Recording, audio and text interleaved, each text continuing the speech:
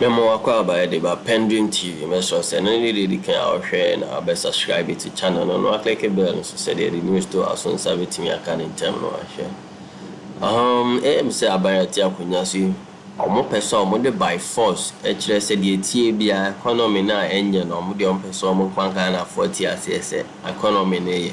You see e kire mu say Akuffo Addo recently Asia and before monim sikafa amonim nim de fa sikasem ne amamu economy no ho amu ebi free abroad and buy na esan say duru sa meetings say ya twere ema no abekan obi am bisa questions na Akuffo Addo Kasa Ghana economy we they say like attorney corner say dani anema beba for na eno na good morning Ghana so Sammy Gyamfi Randy Eddie home common na Sammy Gyamfi be exposing a man recent data say Ghana a ban product price index bia inflation esan ekos rubio a enya asem keto a enti Akuffo Addo nsem akwaka no saa nhyiamudie na sene nyina ye entro a kire se eni kwan so bia efa no serious na me pese ye bekọ na wakọ video eno he kwan a Sammy Gyamfi efa so ekirikire mu a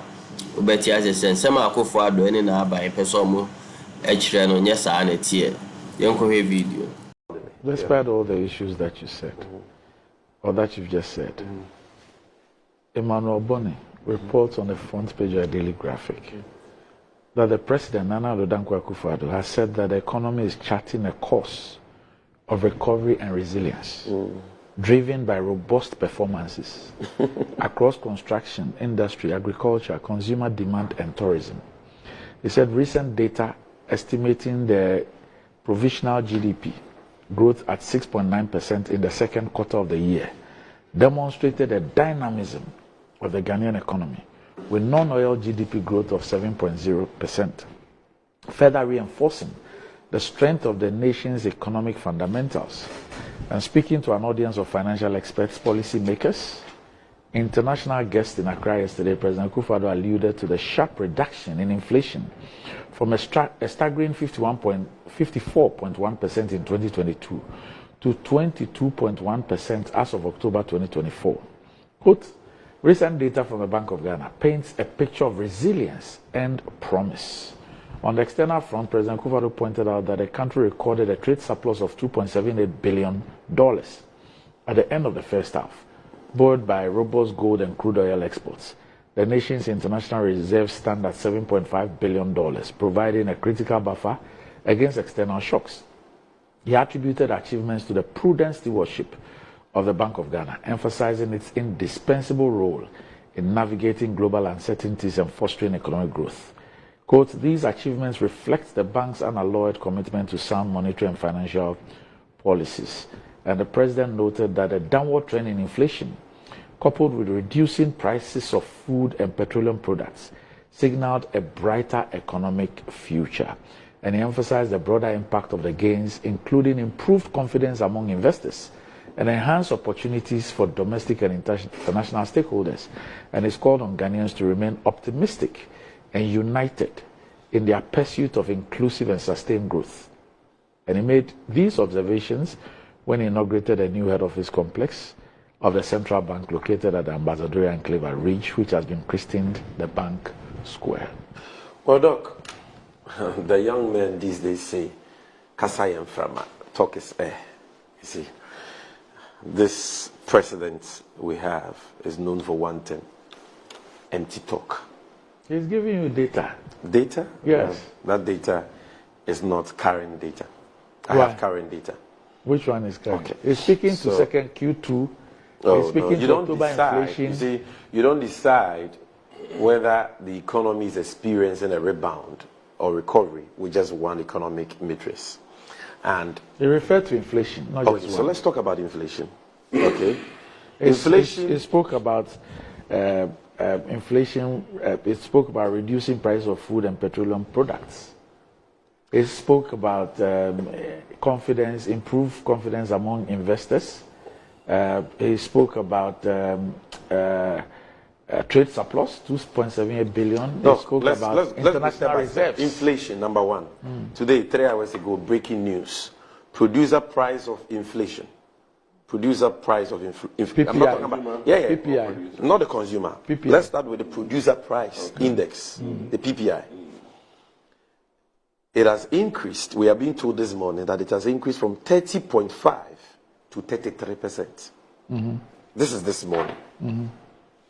Even the CPI has increased in the last 2 consecutive months. It's been on an upward trajectory. You see, this government took over an economy with an inflation rate of 15.4%. Anything higher than that is worse than what was bequeathed to them, which they berated whilst in opposition. But that the rate is not even as worrying as a trend. If, for example, because with the 15.4 inflation we bequeathed to the MPP, it was on a downward trajectory. For the last 6 months of December 2016, inflation kept going down. And that is why when they took office, without even reading their budgets, in January, February, March, inflation kept going down. So for me, apart from the rates of inflation, one thing I look out for is the trajectory of inflation. Is it going downwards or upwards? If it's going downwards, then the president is right that we are seeing recovery. But is that not the point he's making? He says that from a high of 54 in 2022, we have dropped to 22% as of October.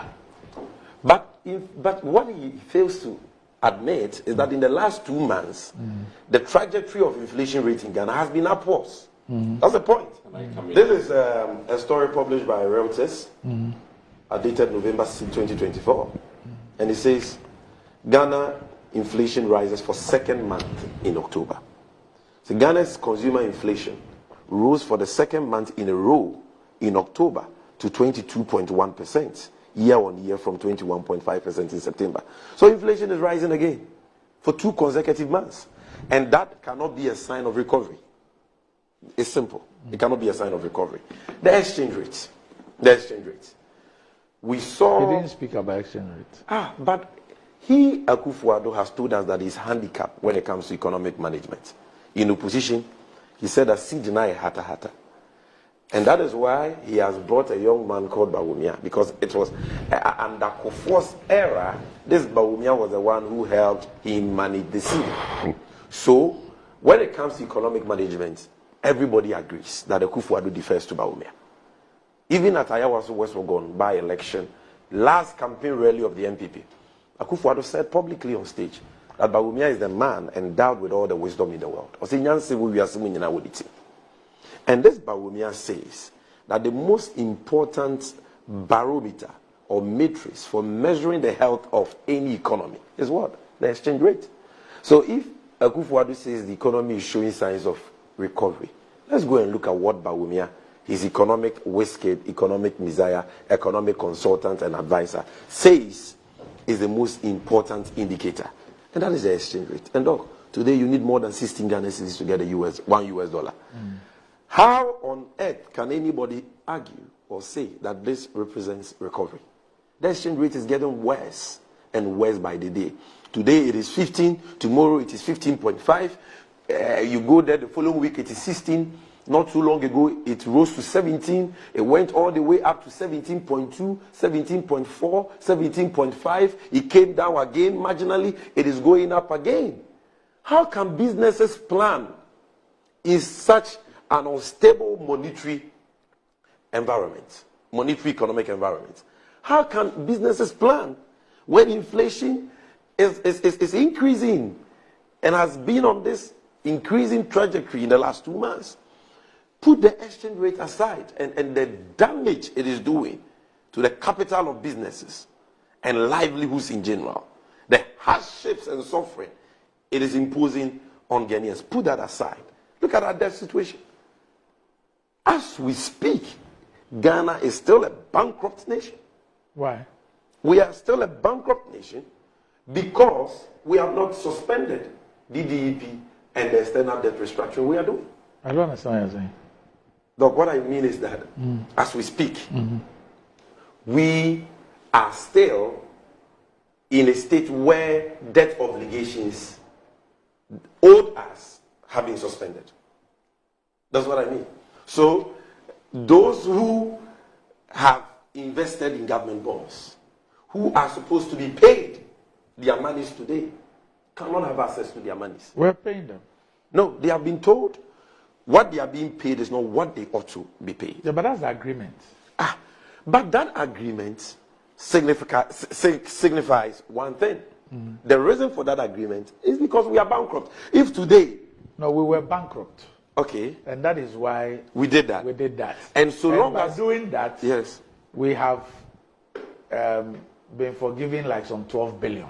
Yes. And over. And then... $12 billion. 12 billion, yeah, 12 billion, I think. Yes. And then there is a rescheduling of quite a lot of payments. And I'm saying... So, as we speak, yeah, we have moved from a bankrupt one, where we are unable to pay our debts, to a situation where we can manage. No, let me burst your bubble. Number one, even with all that, and I don't think we've been forgiven $12 billion. I think we have expropriated $12 billion from people who have invested in government bonds. That's what we have done. I will not argue. Exactly. Yeah. But Doc, the most important thing is that, number one, even with that, debt to GDP is still above the acceptable threshold. Even with that. That is why if you look at the IMF program, they only project that our debt to GDP ratio, which is one of the indicators of how sustainable the debt position of every nation is, they project that we will get to that level somewhere around 2026, 2028. Because as we speak, debt to GDP is still above 70%. And that cannot be sustainable. When John Mahama was leaving office, debt to GDP was 56%. And even that, they said, we're borrowing too much. So if you have, after expropriating $12 billion, your debt to GDP ratio is still above 70%, then where is the recovery? And look, even aside that, my point is, so long as debt restructuring is still in force, it's not as though after expropriating the $12 billion of people had earned monies, lifetime savings, we have suddenly become solvent and we are now paying our debt obligations. It's not like that. So still, we are not out of the woods. Our debt position is still bad. You understand? Yes, the last time when I was here, I was talking about interest rates, and my colleague on the other side was disputing it. I later found that today, the lending rate for certain facilities is 33, 35, 36%. And the president is talking about recovery. Recovery when unemployment is on the rise. So what is he measuring it with? Trade surplus. What is trade surplus? So we get more oil today or as a result of the work done by the previous government, which has added 2 additional oil fields to the one that the NDC got from President Akuffo. You have 10 Sankofa fields, even though you have managed to reduce production volumes by 32% as a result of your bad policies for the upstream sector and the hostilities you've meted out to players in that sector. Yet, oil production is higher than it was 8 years ago, because there was a president once upon a time called John Mahama who decided to invest in a hydrocarbon asset and give us 2 additional oil fields. So if you export more than you import and you get a surplus, how is that an achievement? We didn't start getting that surplus today. Once oil production went up astronomically in 2017, the oil and gas sector grew by 84%. On account of the work John Mahama and the NDC had done. Nobody disproves that. The IMF, the World Bank, the EIU, they all concede that. Okay?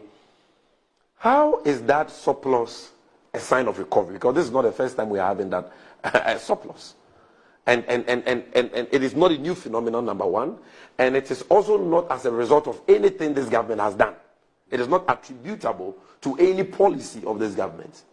How is that a sign of recovery? And in any case, how does that translate into improved livelihoods for the ordinary Ghanaian, who today has to buy 1 ball of kenke in Accra at 5 cedis? Odiswa me, because the jacket around the kenke is bigger than the kenke.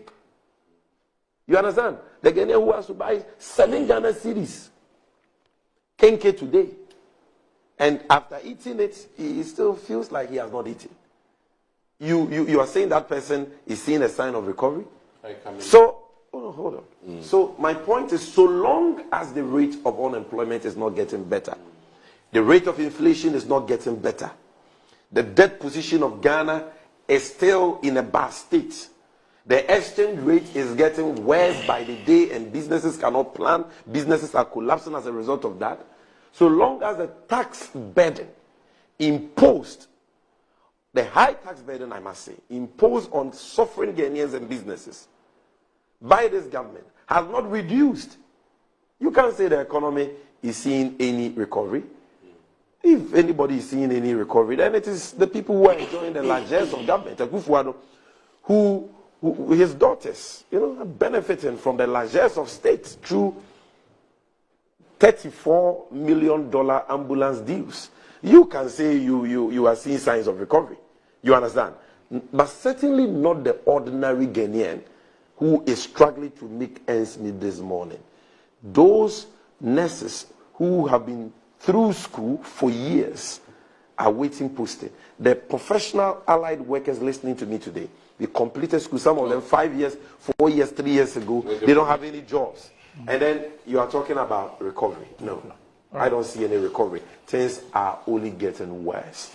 And the Ghanaian is discerning, the Ghanaian knows that. The one who goes to the market feels that if you go to the market today, prices are going up. There is nothing indicating a recovery, but rather a worsening of our livelihoods. And that is why I know that majority of the Ghanaian electorate will kick out this failed, this insensitive and corrupt Akuffo Addo MPP government on 7 December.